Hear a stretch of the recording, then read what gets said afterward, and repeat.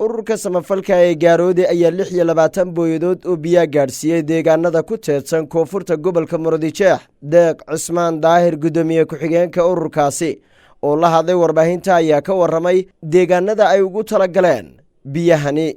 ugu horeyn Ilaahay baa mahad iskale subxaanahu wa ta'ala.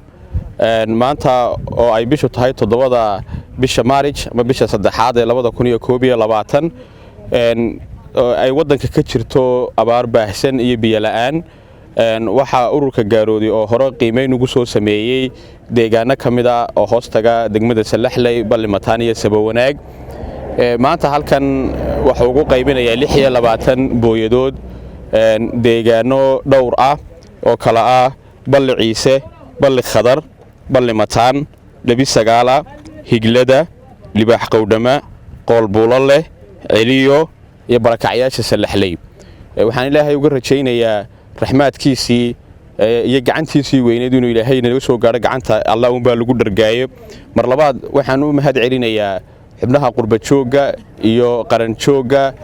ka qayb qaatay biyadaankan una gartay dadkooda inay soo gaarsiiyaan biyahan. qaar ka mid ah bulshada la gaarsiiyay deeqdani biyo ayaa si weyn ugu mahad celiyay cid kasta oo ka qayb qaadatay ama kaalin ku lahayd in biyahani la soo gaarsiiyo.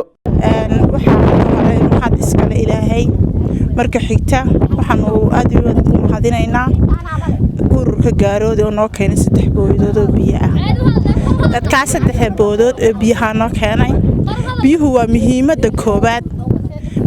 muhiimadda koobaad haddii aan biyo la haysan wax la qabsan karayaa ma jirto. dadka meesha jooga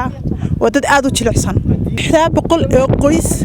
ee halka dhaqan waa dadkii xooluhu ka baxeen dadka xooluhu ka baxeen madaxweynaha Soomaaliland cidimay arag asaga ayaa ka masuula dad aad u wada jilicsan baa degan ururka Gaaroodi maanu arkaa ayaanu aragnaa aad iyo aad baan ugu faraxsanahay biyaha ay maanta noo keeneen iyo maamulka noo siday iyo inamada yadaa noo keenay iyo gaadiidka yadaa noo keenay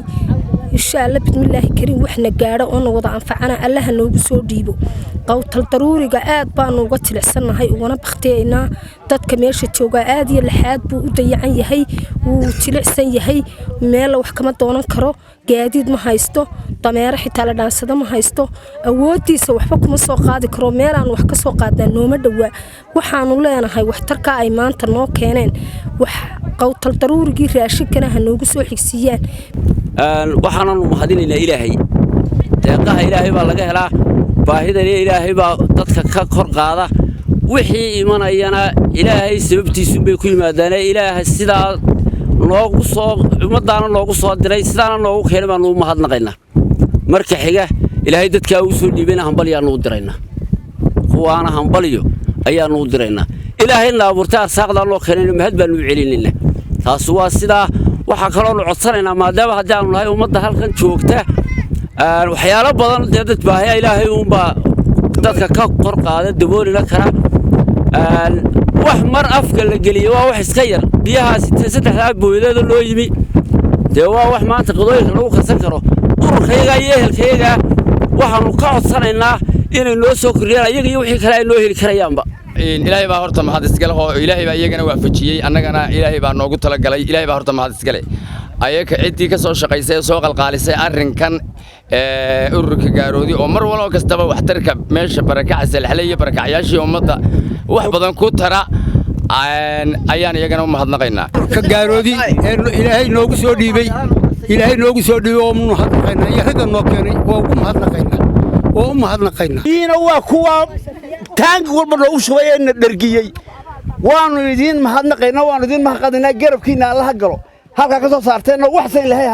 haydin geliyo maha markii ugu horeysay ee ururka samafalka ee Gaaroodi uu deeq biyo gaarsiiyo deegaanada koonfurta magaalada Hargeysa oo muddooyinkii ugu dambeeyay abaara baahsani ay ka jireen. Maxamed Cabdi Qalinle, telefishinka caalamiga Bulsho, Hargeysa.